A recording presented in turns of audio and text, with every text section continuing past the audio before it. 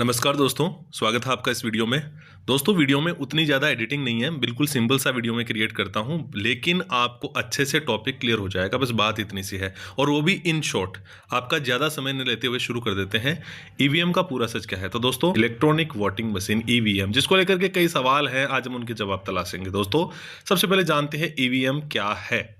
EVM एक stand alone गैर network वाली मशीन है। दोस्तों यही शब्द है जिसकी वजह से हम कई सारे दावे कर देते हैं, जो मतदाता के वोट को डिजिटल रूप से रिकॉर्ड करती है। ये 2 यूनिट से बनी होती है, यानी कि 2 उसके ऊपर सिस्टम होते हैं। पहला एक कंट्रोल यूनिट होता है जिसे पोलिंग ऑफिसर, जो पोलिंग ऑफिसर होता है वो संभालता है, और एक बैलेटिंग यूनिट होती है जहां पर हम लोग खुद जाकर के वोट करते हैं, उस बॉक्स के पीछे जाकर के, और यहां से हम वोट करते हैं। दावा, सुरक्षा का दावा। सरकार जो है भारत का जो चुनाव आयोग है वो दावा करता है कि ये हैक नहीं हो सकती, और कई बार चैलेंज किया है। राहुल गांधी बार बार कह रहे होते हैं कि ये हैक हो रही है और वोट चोरी हो रही है इसके अंदर, लेकिन भारत का चुनाव आयोग क्या कहता है कि ईवीएम हैक प्रूफ है, क्योंकि इसे इंटरनेट या किसी बाहरी नेटवर्क से कनेक्ट ही नहीं किया जा सकता।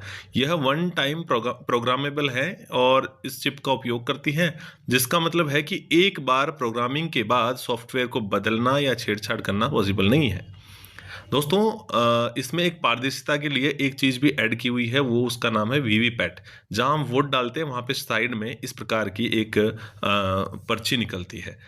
तो वीवीपैट जो है उसका फुल फॉर्म है voter verifiable paper audit trail, यानी एक महत्वपूर्ण हिस्सा है। जब आप वोट डालते हैं तो वीवीपैट से एक पर्ची निकलती है। ये पर्ची आपको दिखती है, उस पर एक ठप्पा लगा होता है, जिसको भी आप वोट दे रहे हैं उसके वोट का उम्मीदवार का जो साइन है, सिंबल है, वो होता है जिसे आपने चुना था। ये पर्ची कुछ सेकंड बाद मशीन के अंदर अपने आप एक सील बंद लिफाफे बॉक्स के अंदर गिर जाती है, जिससे वोटों का अगर कोई भी कैंडिडेट जो खड़ा हुआ है वो फिजिकल ऑडिट करवाना चाहता है तो ऑडिट संभव है। मतगणना कैसे होती है दोस्तों, देखते हैं। मतदान के बाद कंट्रोल यूनिट को सील कर दिया जाता है और एक मजबूत कमरे में, स्ट्रांग रूम जिसको बोलते हैं, उसमें रख दिया जाता है। मतगणना के दिन तब तक तो उस पर पहरा होता है फोर्सेस का। फिर जिस दिन काउंटिंग होती है, हर कंट्रोल यूनिट से दर्ज वोटों की संख्या को रिकॉर्ड किया जाता है और वीवीपैट पर्चियों का मिलान भी किया जाता है।